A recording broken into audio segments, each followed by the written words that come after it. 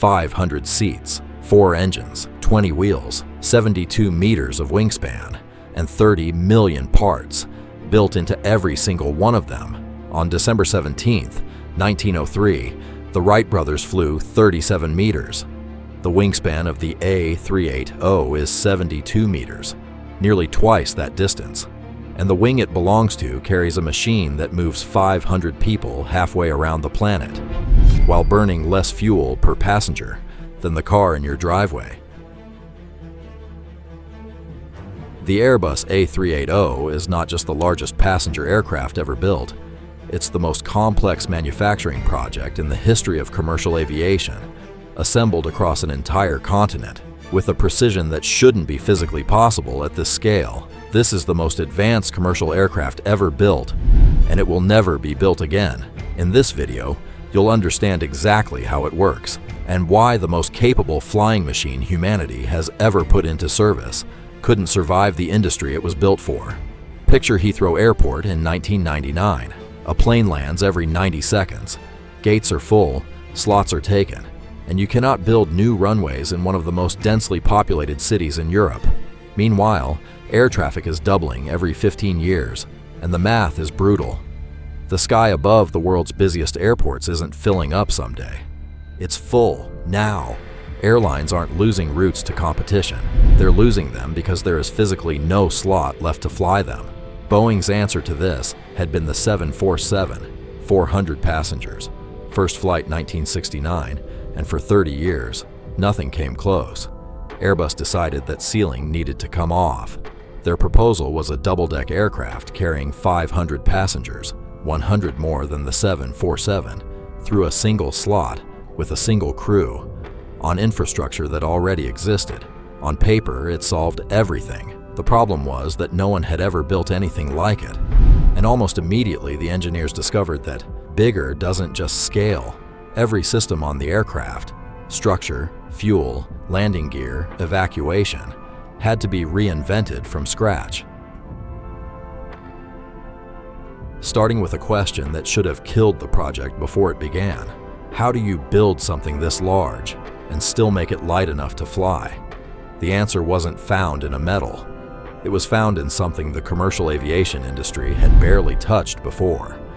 Steel and aluminum build strong things, not light things.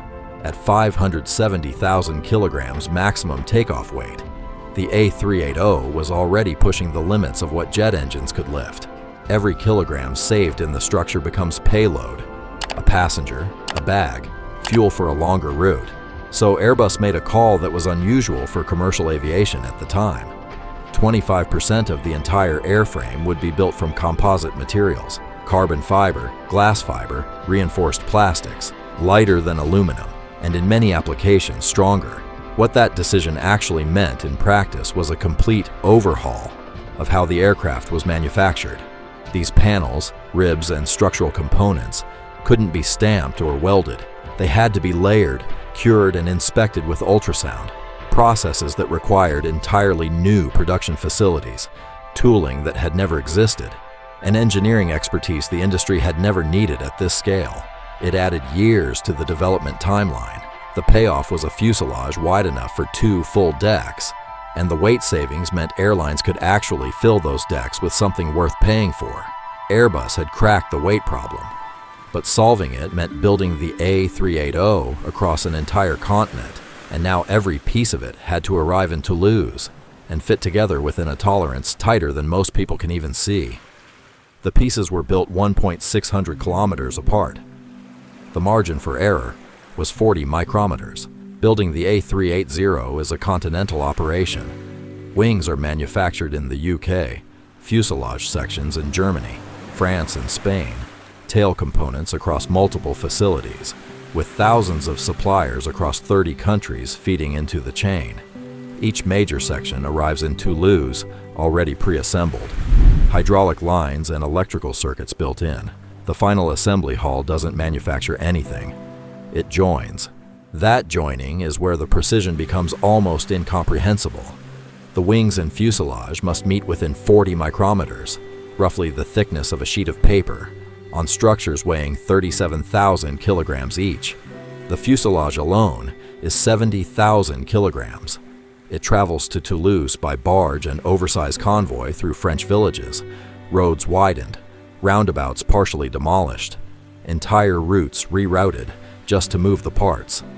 After weeks of transport across roads redesigned for this one machine, the fit tolerance is still 40 micrometers. Get it wrong and wing flex changes, load paths through the structure shift, and the aircraft's behavior in turbulence becomes unpredictable. At this scale, everything connects to everything, and all of that precision, every micron, every ton, exists to carry something remarkably specific. 500 people in 3 very different cabins, paying very different prices. Getting 500 people aboard efficiently is its own engineering problem, and it starts long before the doors close. The A380 carries 500 people across 2 decks, but not all of them are having the same experience. On the upper deck, 8 passengers sit in first class. Each seat extends into a fully flat bed, just over 2.1 meters long. The restrooms are private. The ticket costs around 9,000 euros. Sharing the upper deck with them are 98 business class passengers. Below, on the main deck, 420 economy passengers fill the rest of the aircraft, 10 across.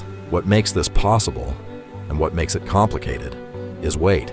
Airbus and airlines negotiate every item that goes on board. Cappuccino machines, toasters, towel warmers, the seats themselves. Everything is weighed and accounted for before a single kilogram of payload is added. The composite structure bought the engineers enough weight budget to make the cabin genuinely competitive. But that budget is finite, and airlines spend it carefully. Getting 500 people on board efficiently is its own engineering challenge.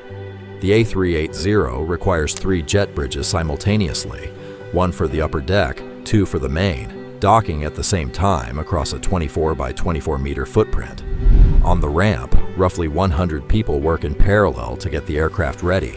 That's how long it takes to board a fully loaded A380 when everything goes right.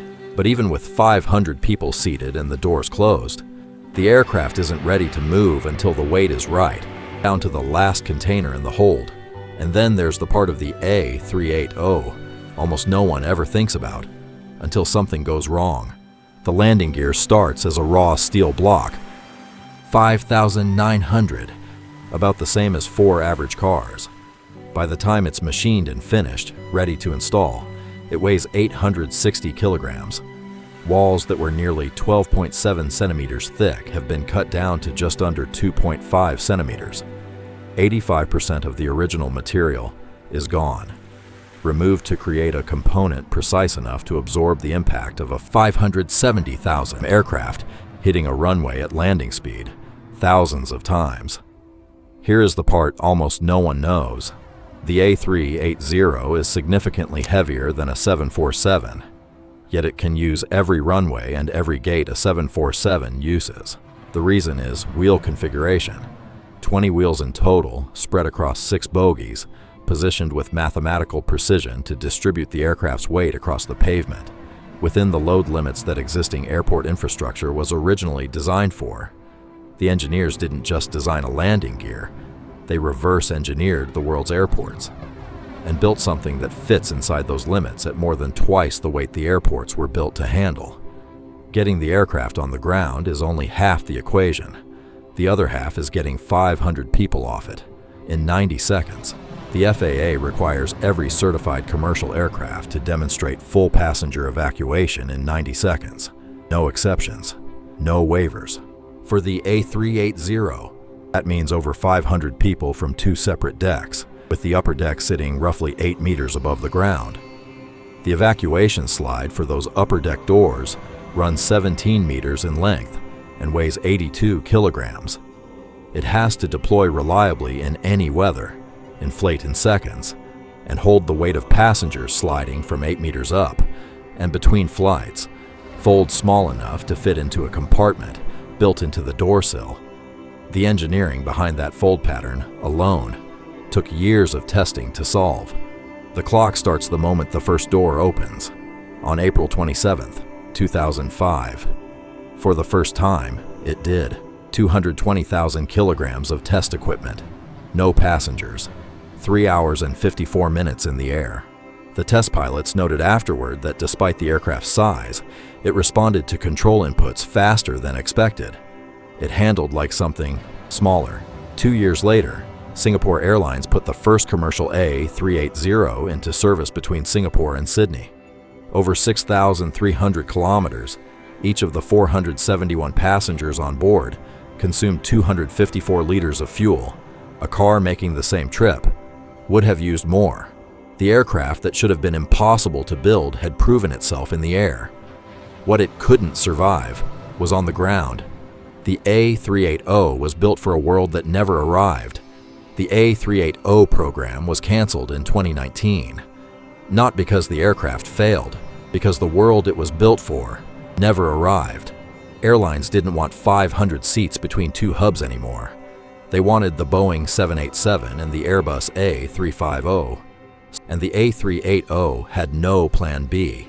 Airbus needed 420 orders to break even on 15 billion euros in development costs. They got 251. Nearly half of those came from a single airline, Emirates. When Emirates reduced their order in February 2019, the program ended within weeks. The last A380 was delivered in 2021. 247 are still flying. Airbus's next largest aircraft, the A350, carries 350 passengers. The industry decided that was enough.